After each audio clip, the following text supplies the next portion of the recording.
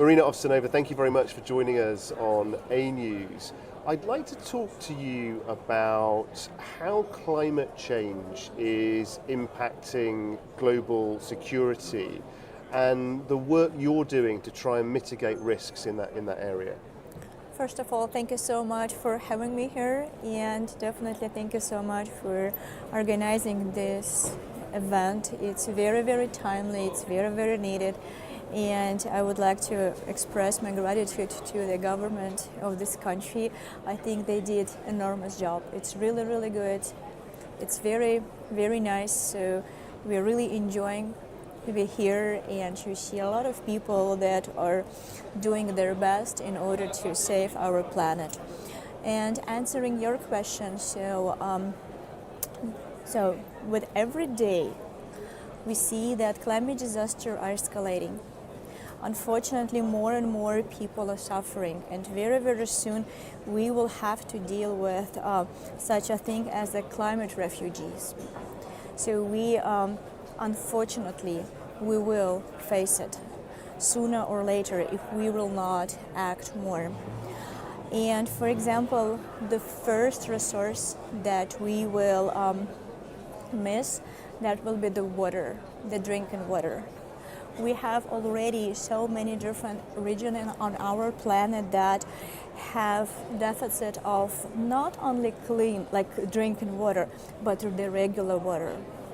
So, and today we had a small presentation meeting about the pollution of the ocean and possible solution, what can be done. And there is one technology that already exists, and this is air water generator.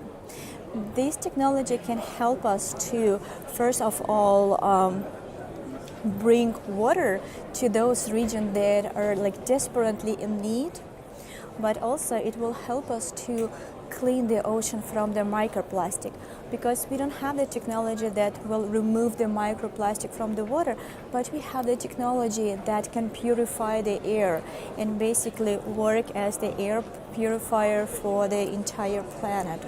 So, we have a lot of different problems, ecology, like economy, but if we work together, if our leaders will sit down around one table and start to work together, I'm pretty sure we will be able to find a solution. And that international collaboration that you spoke about, how important is it and how difficult is it? Oh, it is extremely important. So if you look at the natural disasters that are escalating right now, for example, look at Spain, what happened there like a week ago or so. And like a couple days ago, there was a lot of protest on the streets. So people were demanding help and was really disappointed with their government. But we need to understand that climate change is such a complex and huge problem that we are not prepared to solve it by individual countries. This problem can only be solved by unification. We need to unite the entire scientific potential. We need to unite all our resources. We need to simply invest more in the research and inventing new technology that will help us to mitigate the problem, that will help to clean the ecology, because our planet is dying, and the Big Barrier Reef is the evidence of it. So the coral reef is dying. That means the ocean is too warm, and we humans contributed so badly to that. Can you imagine this ecosystem were able to survive for million and million years, and we did such a... How do we, you paint a very vivid picture there, and clearly, as we've heard here at COP29, drastic change is needed, action is needed much faster.